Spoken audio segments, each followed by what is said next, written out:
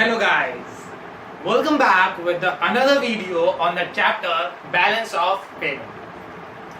आज की जैसे मैंने आपको लास्ट की वीडियो में बोला था कि हमारा जो बैलेंस ऑफ पेमेंट वाला चैप्टर था वो आधे से ज्यादा हमने अपनी पुरानी वीडियो में खत्म कर दिया था। आज की वीडियो में ये चैप्टर हमारा पूरी तरह से फिनिश हो जाएगा और इस चैप्टर के साथ, इस वीडियो के साथ हमारी जो पहली बुक है इंट्रोडक्टरी मैक्रो इकोनॉमिक्स वो भी पूरी तरह से फिनिश हो जाएगी। हम लोगों ने अपनी पूरी बुक फिनिश कर ली है, पूरी माइक्रो इकोनॉमिक्स की बुक हमारी फिनिश हो चुकी है, पूरा हमने पढ़ लिया है। ये हमारी आज की लास्ट वीडियो है हमारे लास्ट चैप्टर के ऊपर जो कि है हमारा बैलेंस ऑफ पेमेंट। तो चलिए स्टार्ट करते हैं अपनी आज की क्लास, जिसमें हम लोग बात करेंगे हमारे autonomous items, accommodating items, disequilibrium of BOP, equilibrium of BOP and causes of disequilibrium. तो सबसे पहले हम लोग बात कर लेते हैं autonomous items and accommodating items. हमारे दो तरह के आइटम्स होते हैं, autonomous items and accommodating items. बहुत सारी आप लोग ने वीडियोस देखी होंगी, बहुत सारी बुक्स आप लोग ने पढ़ी होंगी, बहुत सारे कॉन्सेप्ट आपने सुने होंगे जहां पे बहुत डिफिकल्ट तरह से इसको एक्सप्लेन किया जाता है। आज मैं आपको इसको ऐसा तरीके से एक्सप्लेन करूंगा कि बस आपको ये चुटकी में समझ में आ जाएगा कि अच्छा ये इतना ईजी था, सच में आया ही नहीं कभी आज तक। तो बस बहुत ध्यान से देखिएगा इसको और बस 2 मिनट लगेगा और आपको ऑटोनोमस आइटम्स एंड एक्कोमोडेट आइटम पूरी तरह से क्लियर हो जाएंगे। सबसे पहले आते हैं ऑटोनोमस आइटम्स। ऑटोनोमस आइटम्स हमारे वो आइटम्स होते हैं या हमारे वो ट्रेडिंग आइटम्स होते हैं जहां पे हम जो भी ट्रांजैक्शंस कर रहे हैं उन ट्रांजैक्शंस के पीछे हमारा जो मोटिव है वो है प्रॉफिट कमाने का। तो किसी भी ट्रांजैक्शंस के पीछे अगर आपका मोटिव है पैसा कमाने का, अगर आप पैसा कमाना चाहते हैं, प्रॉफिट कमाना चाहते हैं, तो वो आइटम्स मेरे कहलाते हैं ऑटोनोमस आइटम्स। वही अगर आप जो ट्रांजैक्शंस कर रहे हैं, जो आइटम्स आप परफॉर्म कर रहे हैं, जो आइटम्स आप कर रहे हैं, अगर वो फ्री फ्रॉम प्रॉफिट है, मतलब उसमें आपका प्रॉफिट की चिंता नहीं, आप ठीक है यार मजे के लिए कर रहे हैं, आ गया तो ठीक है, नहीं आया तो ठीक है, प्रॉफिट हो रहा है तो ठीक है, प्रॉफिट नहीं हो रहा है तो भी ठीक है। तो अगर आप प्रॉफिट के लिए काम कर रहे हैं तो ऑटोनोमस आइटम्स होंगे। अगर आप प्रॉफिट के अलावा बाकी चीजों के लिए काम कर रहे हैं तो एक्कोमोडेटिव होगा। यानी कि अगर आप अपने बैलेंस ऑफ पेमेंट में जो भी इंपोर्ट एंड एक्सपोर्ट कर रहे हैं उस इंपोर्ट एंड एक्सपोर्ट में अगर आप प्रॉफिट ढूंढ रहे हैं तो ऑटोनोमस आइटम्स, और अगर आप उस इंपोर्ट एंड एक्सपोर्ट को बैलेंस कर रहे हैं, आप प्रॉफिट नहीं देख रहे हो, तो आपका एक्कोमोडेटिंग आइटम्स। अब जब आप प्रॉफिट एंड लॉस देखते हो तो ऑब्वियस सी बात है, आपका अगर फायदा हो रहा है तो बीओपी सरप्लस हो जाएगा, लॉस हो रहा है तो बीओपी डेफिसिट हो जाएगा। तो यहाँ पे जो आपका बीओपी था, कॉजेज ऑफ बीओपी इम्बैलेंस, यानी कि जो मेरा ऑटोनोमस आइटम्स है, ऑटोनोमस आइटम्स में हमारा जो बीओपी होता है वो इम्बैलेंस हो जाता है, या हमारे ऑटोनोमस आइटम्स की वजह से हमारा जो बीओपी है वो इम्बैलेंस हो जाता है, क्योंकि यहाँ पे हम लोग प्रॉफिट के लिए काम करते हैं और प्रॉफिट में काम करने की वजह से ही हमारा कई बार अगर हमें प्रॉफिट हो रहा है तो बीओपी सरप्लस में चला जाता है, अगर हमें नुकसान हो रहा है तो बीओपी मेरा डेफिसिट में आ जाता है। तो ऑटोनोमस आइटम्स जो है वो हमारे कॉजेज हैं बीओपी इम्बैलेंस के। वहीं जो मेरे एक्कोमोडेटिंग आइटम्स हैं वो है हमारे कॉजेज रीस्टोर ऑफ बीओपी के, मतलब कि ये हमारे बीओपी को करेक्ट करते हैं। अगर सरप्लस है तो उसको नीचे लेके आते हैं, डेफिसिट है तो उसको ऊपर लेके जाते हैं। यानी कि ऑटोनोमस का काम होता है उनको डिसइक्विलिब्रियम करना और एक्कोमोडेटिंग का काम होता है उसको फिर से इक्विलिब्रियम पोजीशन पे लेके आना। तो ऑटोनोमस में इम्बैलेंस होता है, एक्कोमोडेटिंग में बैलेंस होता है। तो एक मार्क करते चलता हूं मैं, ऑटोनोमस आइटम्स प्रॉफिट के लिए काम करते हैं और मेरे जो एक्कोमोडेटिंग आइटम्स होते हैं वो फ्री फ्रॉम प्रॉफिट के लिए काम करते हैं। ऑटोनोमस आइटम इम्बैलेंस क्रिएट करता है और जो मेरा एक्कोमोडेटिंग आइटम्स है वो हमारे बीओपी को रीस्टोर कर देता है। ऑटोनोमस आइटम्स में मूवमेंट ऑफ गुड्स होता है, यानी कि यहाँ पे हम लोग गुड्स की मूवमेंट देखते हैं और यहाँ पे हम लोग अपने ऑफिशियल रिजर्व अकाउंट को देखते हैं। ऑटोनोमस आइटम्स में हम लोग वो ट्रांजैक्शन काउंट करते हैं या वो ट्रांजैक्शंस के बारे में पढ़ते हैं जिनमें हमारे मूवमेंट होता है गुड्स का, गुड्स आ रहे हैं या गुड्स जा रहे हैं हमारी बाउंड्री लाइन के बाहर, यानी हमारी डोमेस्टिक कंट्री से अगर रेस्ट ऑफ द वर्ल्ड में गुड्स जा रहे हैं या रेस्ट ऑफ द वर्ल्ड से हमारी डोमेस्टिक कंट्री में गुड्स आ रहे हैं तो वो मेरा आ जाता है ऑटोनोमस आइटम पर। वहीं जो एक्कोमोडेटिंग आइटम्स होते हैं वो हमारे क्या होते हैं, movement of official reserve account. Official reserve account का मतलब होता है it shows foreign exchange reserve, यानी कि ऑफिशियल रिजर्व को हम लोग बोलते हैं foreign exchange reserve with the RBI. तो एकोमोडेटिंग आइटम्स में हम लोग ये शो करते हैं कि हमारी आरबीआई के पास कितना फॉरेन करेंसी रिजर्व के तौर पे पड़ी हुई है। तो फॉरेन करेंसी को रिजर्व के तौर पे एनालाइज करना वो मेरा एकोमोडेटिंग का काम होता है, और वही movement of good and service का देखना हमारा ऑटोनॉमस का काम होता है।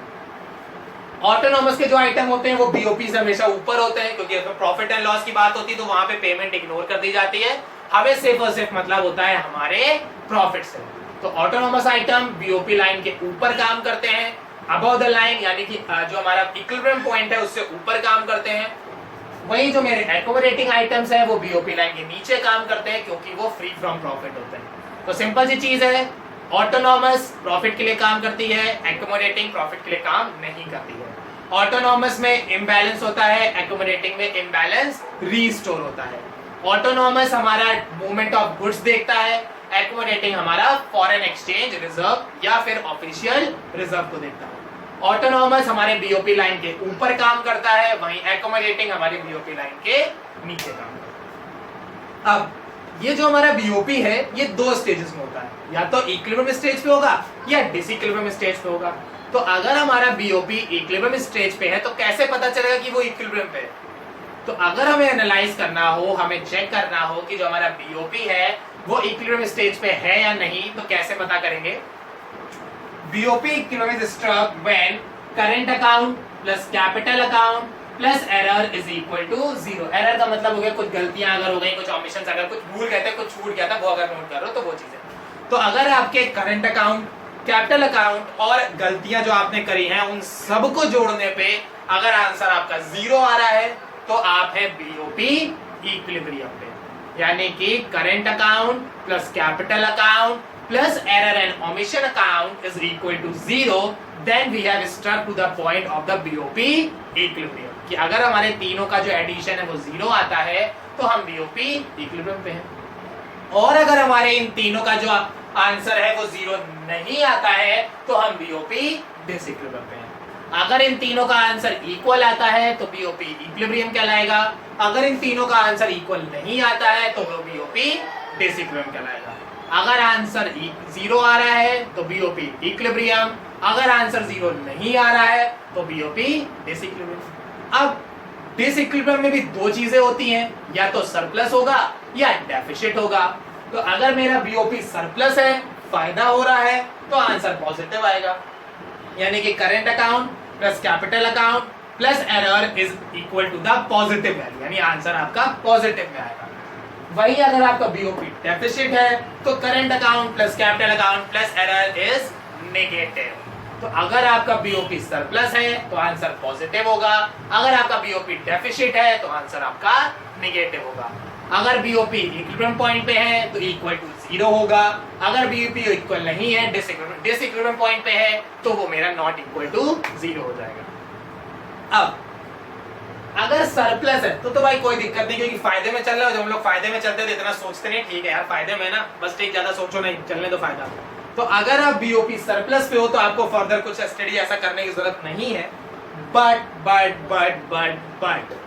अगर आप BOP डेफिसिट में हो, BOP डेफिसिट का मतलब आप नुकसान में जा रहे हो, निगेटिव में जा रहे हो, कमी हो रही है, तो क्या होगा? जैसे यहाँ पे देखो, मैंने अपनी लास्ट वीडियो में आपको डेबिट और क्रेडिट रूल समझाया था। तो सरप्लस के केस में क्या होगा? क्रेडिट ज्यादा होगा, और नेगेटिव के केस में क्या होगा? मेरा डेबिट ज्यादा होगा। तो जब मेरा डेबिट ज्यादा है यानी कि expenses is greater than income, हम खर्चे ज्यादा कर रहे हैं और इनकम कम हो रही है। तो जब खर्चे ज्यादा हो रहे हैं, इनकम कम हो रही है, तो क्या करें? डेफिसिट के कारण क्या होंगे? क्यों खर्चे ज्यादा हो रहे हैं? तो BOP डेफिसिट के बेसिकली हमारे 3 कारण होते हैं, बहुत ध्यान से सुनिएगा। BOP डेफिसिट के 3 कारण होते हैं, इकोनॉमिकल, पॉलिटिकल एंड लास्ट आपका social. Economical, political and social. Economical में पैसे से रिलेटेड होगा, जैसे आपने टैक्स रेट कम कर दिया, इन्फ्लेशन आ गया, रिसेशन आ गया, ठीक है, आपका बूम पीरियड है, बेन पीरियड है, यानी कि जहां पे आपका मनी टर्म से रिलेटेड कुछ ट्रांजैक्शंस आ जाए या जहां पे आपके मॉनेटरी ट्रांजैक्शंस इन्वॉल्व हो जाए, वो आपके कॉजेस होते हैं इकोनॉमिक कॉजेस। पॉलिटिकल कॉजेस का मतलब हो गया पॉलिटिकल पार्टीज की वजह से डेफिसिट हो गया, जैसे गवर्नमेंट ने टैक्स कम कर दिए, इंपोर्ट ड्यूटी कम कर दी। तो अगर इंपोर्ट ड्यूटी कम हो जाएगी तो इंपोर्ट पे टैक्स कम देना पड़ेगा, इंपोर्ट पे टैक्स कम देना पड़ेगा तो हम इंपोर्ट ज्यादा करेंगे, और जैसे ही हम लोग इंपोर्ट करेंगे तो हमें पेमेंट करनी पड़ेगी ना, और जहां हमने पेमेंट करी डेबिट ज्यादा हो गया, डेबिट ज्यादा होगा तो एक्सपेंसेस ज्यादा हो जाएंगे। तो इन शॉर्ट अगर एक ओवरऑल समरी में देखा जाए तो बीओपी डेफिसिट होने के पीछे क्या रीजन होते हैं? इंपोर्ट ज्यादा करना, पैसा बाहर ज्यादा भेजना, ठीक है, आपके political factor, economical factor and social factor, ये तीन फैक्टर या तीन कॉजेज होते हैं आपके बीओपी डिसइक्विलिब्रियम के या बीओपी डेफिसिट के। तो ये थी हमारी आज की क्लास जिसमें हमने बात करा autonomous items, accumulating items, official reserve item, equilibrium of BOP, disequilibrium of BOP and the last the causes of disequilibrium या कॉजेज ऑफ डेफिसिट बीओपी।